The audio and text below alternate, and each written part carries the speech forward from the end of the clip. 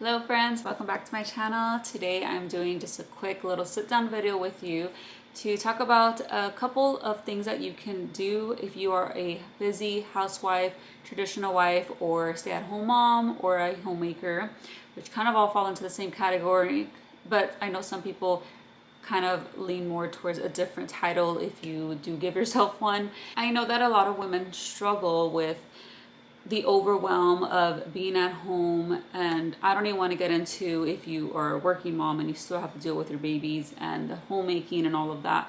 That is a whole completely different thing, and today we're kind of going to focus more on the housewife and the mother that stays home. Of course, even if you are a working mom, this might still apply to you, and I still think that you can get some good stuff out of this. But I just know how difficult that can be to juggle all of that. If you're new around here, my name is Melissa. I am a traditional wife. I am a homemaker and homeschool mom, and I love sharing content. I love sharing tips, and I love baking, decorating my home. I love DIYs and all of that good stuff. Also really love to blog. I'm getting back into that now. So this video is actually going to support one of my blog posts for my website. I'll link it down below, and I'm just going to kind of go back into blogging a little bit more and jump more into that and share, more topics and basically the things that I love to talk about: homemaking, talk about sourdough, talk about marriage, all of that good stuff. So make sure to subscribe to this channel so you can stay in the loop of that if that sounds interesting. But you can also join my email newsletter. Well, I'll send you a weekly newsletter with my weekly meal plans and other motherhood and homemaking tips, as well as whenever I make a new blog post and all of that stuff. And I just started this new thing where you can ask me a question, like for example, if there's something you're struggling when it comes to like marriage, homemaking, motherhood, or even just health and self-care, femininity, and I will answer it either here on YouTube, maybe on Instagram, but of course I will keep it anonymous. So I think I decided to call it Ask Mrs. Blankheart. It just sounds very like old school, and I just love that. It sounds kind of like a letter, and I really do love things like that, like letters, written letters and all of that. Obviously this is still in the digital world, but if you want to write me a letter, I'm open to that too.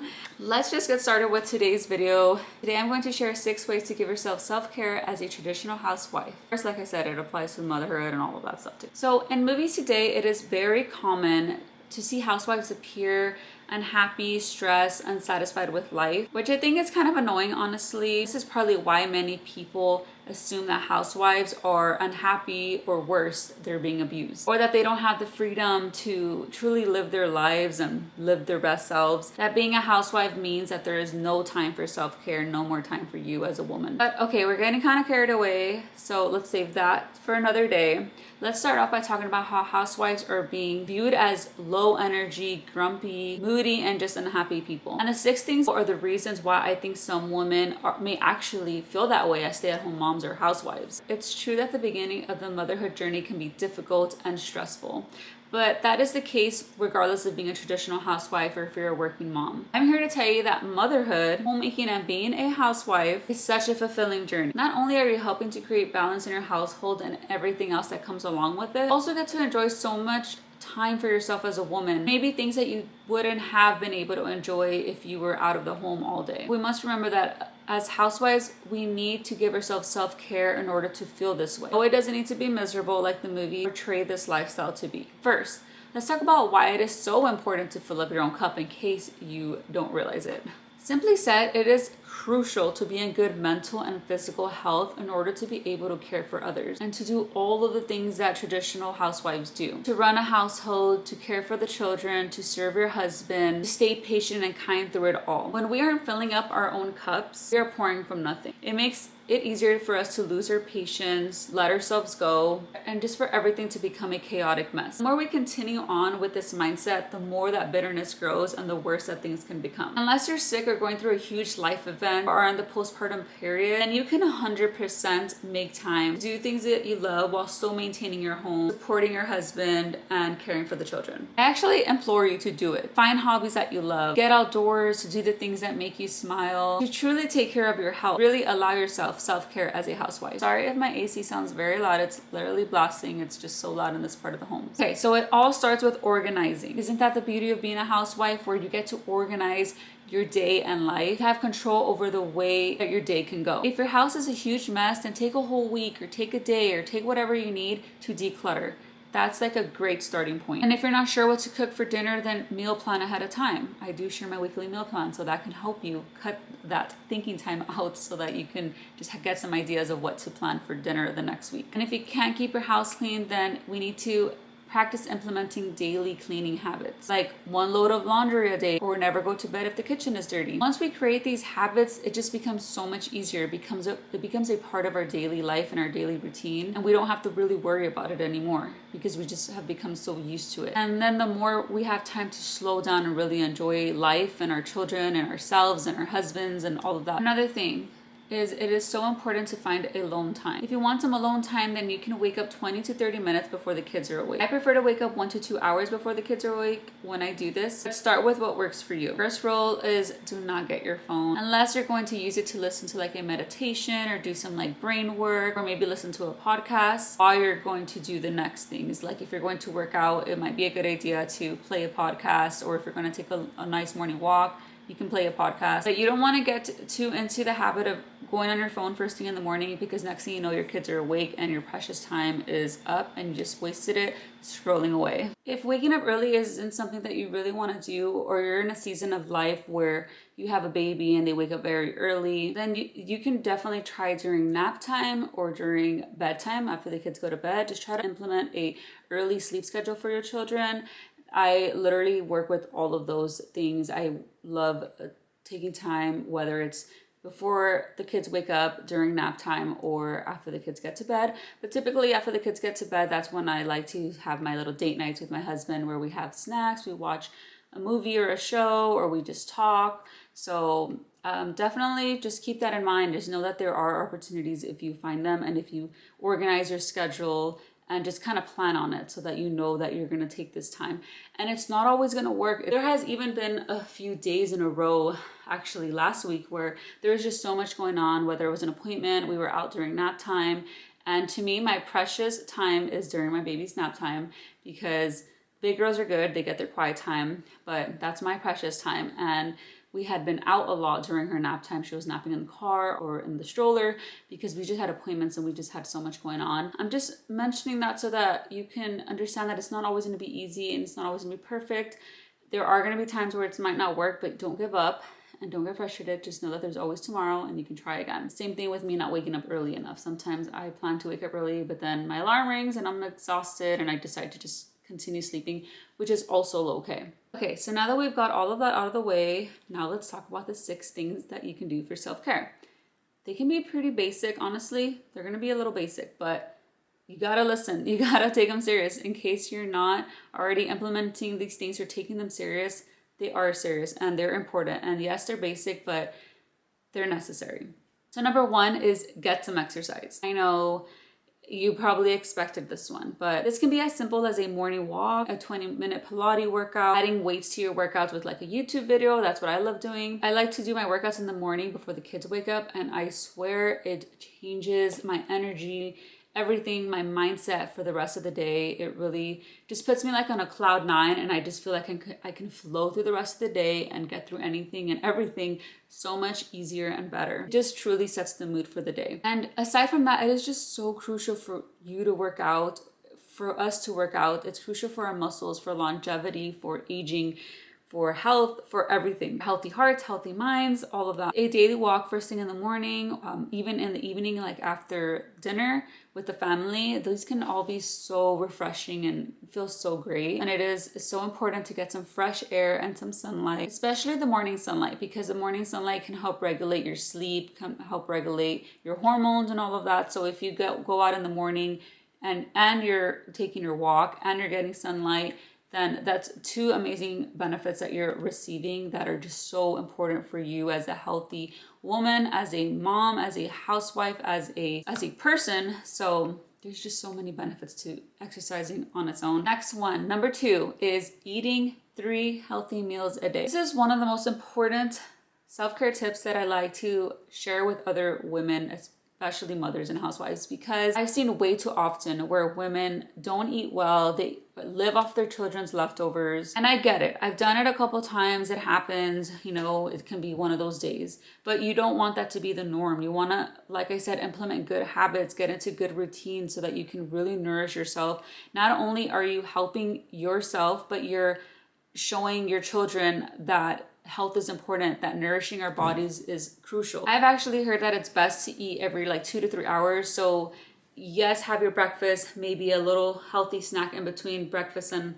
lunch, and then another one between lunch and dinner, and then your dinner, and then maybe something, you know, you can have a little dessert or something, you know, healthy before bed as well, or like after dinner. And the benefit of this, of doing this, of eating more often, is it regulates your blood sugar and it helps prevent cravings, like unhealthy cravings, because you feel nourished and satiated throughout the day with healthy food that's actually going to benefit you. Another thing is adding protein to your diet, like making sure you're getting enough protein in a day is crucial for your health. It really is. At least 30 grams of protein a meal is what I've heard. I will link below my blog post where I share links to a podcast that I listen to. It's with Organic Olivia. If you don't know who she is, she's like an herbalist, and she talks about all things health.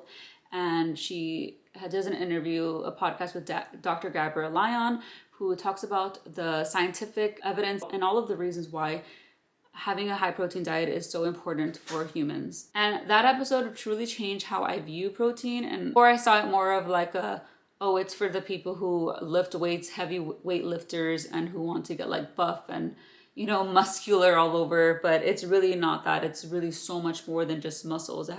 It is for your muscles, but there's so much more that your muscles do than for it to be only about strength or aesthetics. There's just so much more that our muscles do for us. And one of them is our muscles support us when we're in a low immune state. Like if we're sick and we're not eating and we're weak, if you have enough protein stored in your muscles, enough of that good energy, your muscles will be there to back you up when you're sick. That's just one good thing. But watch that podcast if you want to know more about that, about the importance of protein, if you don't already know the importance of protein. Number 3 is stay hydrated. And like I said, this is a basic list, these are basic tips, but they have to be said because you need to be reminded that you need to make sure to stay hydrated. Of course, overdoing it and over drinking water, it's like too much of anything, of course, is never good, but you need to make sure that you're hydrating yourself. We literally need water to survive. We need to really take a step back and look at what we're drinking throughout the day. Like, is coffee the first thing we're having in the morning? Are you having energy drinks, sugary drinks, sodas all through the day and hardly any water, or maybe never any water? Are you drinking pure water? There's also a difference in the water you do drink. I recommend to have a nice glass of water every morning. If you put some lemon juice in it, you get a little extra added boost there. Warmer water is also better in the morning because it kind of just wakes up your system without doing too much to where it's like shocking to your system, because then your body has to work extra hard to get the water warm to kind of just, you know, benefit your body. One thing I like to do is I like to brush my teeth and my tongue before I drink water or before I eat in the morning. But of course I drink water before I eat, and there's no way that I'm going to drink water and swallow back all of that stuff and bacteria that's kind of gathered up overnight. I like to make sure to get that out of my mouth first, and then I drink my water. Now, like I kind of mentioned, is all water equal? I would say not. I always recommend mountain spring water. That's the water that was made naturally by God. We were made to drink spring water. It just has the perfect ingredients, the perfect balance, the perfect nutrients in it, and to benefit us and to give us what we truly need. God, the earth, made this water perfect for us to consume. I also recommend staying away from plastic water bottles because if EPA latches into your water, especially if it's been like in your hot car or in the hot sun, or who knows how they get transported. So what I do is we have a delivery service and we get the big 5-gallon jugs, and the 5-gallon jugs are plastic, but they're just a different type of plastic. They're more quality than those little plastic water bottles that are disposable. And then we put it in our water cooler. So it's also important to avoid plastic when you're drinking your water. Number 4 is get sun. Oh, the sun, the biggest free medicine actually that we have. It gives us energy to feel good, especially for our mental health. Vitamin D is crucial for humans, and it is actually one of the vitamins that we're the most deficient in as a whole society. The sun is healing to our hormones. It helps us release endorphins. Morning sun especially regulates our circadian rhythm, and it regulates melatonin production, kind of like I mentioned earlier, which in turn helps us sleep better at night. Sunlight just truly helps boost your mood. Like I mentioned earlier, if you pair morning sunlight with your morning walk, you got 2 things checked off this list already. And just drink your water before you do that, before you take that walk. Number 5 is get dressed, get ready, do skin and hair. Whether it's a hot shower before bed or taking 5 minutes to do your skincare every morning, we must take this time to give ourselves this kind of attention. Additionally, getting dressed every morning is something that you can implement into your daily schedule and just make it a part of your routine, just the way you do your bed every morning or you brush your teeth every morning. Getting ready doesn't have to be an annoying chore. It could just be something that you implement as a daily habit and you just do it, and next thing you know, it's just something you do and you don't even have to question it anymore. And of course, it may seem difficult if you're not used to it. I've been at that point where I kind of had to get myself back into the routine of doing it after I had kids and all of that. But I do take the time to get dressed and ready every morning. I only take like 5 minutes to do my makeup and like 5 to 10 minutes to do my hair. I'll be done getting ready in like 15 minutes. So it really doesn't have to be something that you take forever doing. You can be efficient with it. Remember, you could have spent these 10-15 minutes scrolling on your phone. So you might as well just do something that can actually help you. Getting ready daily can really help boost your mood. It helps you be more productive as well because you feel more awake. You kind of feel like you stepped out of that sleepy state. You stepped out of those pajamas. You stepped out of just like, the sleepiness, and you kind of switch into like the morning self, your day self, and you are more ready. I'm out of my pajamas, I'm dressed, I'm ready. But I've actually really heard many women agree with this and say the same thing, that it helps with your mood and being more productive. And then when you make this a habit, there's so many more benefits that come from it. For example, you can be ready for the day if someone unexpectedly shows up. Let's say the water guy shows up and you're like not even wearing a bra, you're wearing inappropriate clothes that you wouldn't go outside in. Those are all things that you can avoid. You can be ready for anything. You can be ready for unexpected guests. And you're showing your children a great example of a daily habit of getting dressed every morning, and they can follow along with you and see that this is something we do. This is something that we should learn. It is something that I think that we need to teach our children to do, because that's our job as parents, as mothers. We need to teach our children habits that they can use in their life, in their future, for when they're independent and on their own. And of course, I'm sure your husband will not complain if you're looking all dolled up. It helps me feel more attractive around my husband, which in turn helps with my confidence. But I will say, because I know there might be people who think about this, my husband does not complain if I'm not dressed and ready. He always tells me that I look beautiful without makeup, and he actually tells me that I don't need makeup. And like I said, there's days where I don't get ready. There are some days where I just don't. But he can definitely see the difference in my mood when my hair is all frizzed up in a bun. My eyes just look like like I'm so tired. So when he's available, he'll actually take our toddler and let me get ready, because he sees the difference in my mood, so he will support me on that. So like I said, if you don't already get ready daily, give it a try. Try it out for a week. Number 6, this is our last but not least. Get sleep. So of course, there are seasons when sleep isn't easy, like after a new baby or when our children are sick. However, we must keep our schedules organized to make sure that we get sleep, because it is vital. Just like staying hydrated is necessary, we must get enough sleep too. Nap when the baby naps. I know it's easier said than done, but I mean, if I can do it, you can do it. You can nap when the baby naps. If you're like really exhausted, or if you happen to have like a really late night, and I know it can be different when you have like 3 under 5 or whatever it is. So we just kind of have to work with it, stay patient, stay organized. If you just implement all these things, you won't get so overwhelmed. You don't get yourself into that state where you're constantly complaining. Like, take charge. You are the mother.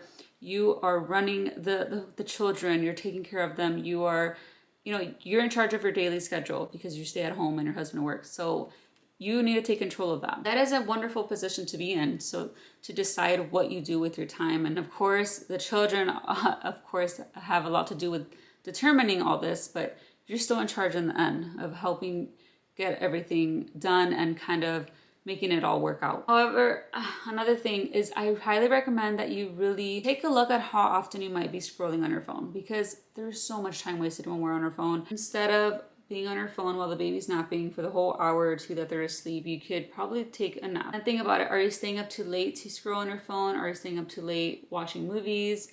Pay attention to all of that, because it's only you that it's going to benefit. Like, it's only going to hurt you in the end. You need to make sure to take care of yourself, because who else is going to do it? Of course, your husband can help, or can care, but in the end, it's you. You're an adult. You have to try to get make sure to get yourself some sleep, because girl, you need the sleep. We need the sleep. And if you're still struggling in this area when it comes to sleep, then feel free to reach out to me or leave a comment below, email, whatever it is, and I will try to help with more specifics or other tips that you may need if you're struggling, if you're still struggling and can't really figure this out, or pretty much anything that I've mentioned today. So when it comes to self-care, it really begins with the basics. You need to make sure to check off these human needs first. All of these things will have so much to do and so much effect on everything else. We seriously need to remember to care for ourselves while we're with the children all day and our husbands at work. Remember to implement good habits, create schedules, audit what you do with your time. When we take care of ourselves, we are better women, better mothers, better wives. Your children will feel your energy, and your husband will not have that added stress of worrying about his wife or about her health. So like I said, it's pretty basic, but unfortunately, so many of us forget to give ourselves this much needed self-care. So let's get happy, let's get healthy, so that we have so much more to pour from. Thank you so much for watching. I hope this helped you in some way. Consider subscribing to my channel. I would really appreciate it. And let me know any comments or anything that you may be struggling with below, or just anything you might have to say. I'll see you soon.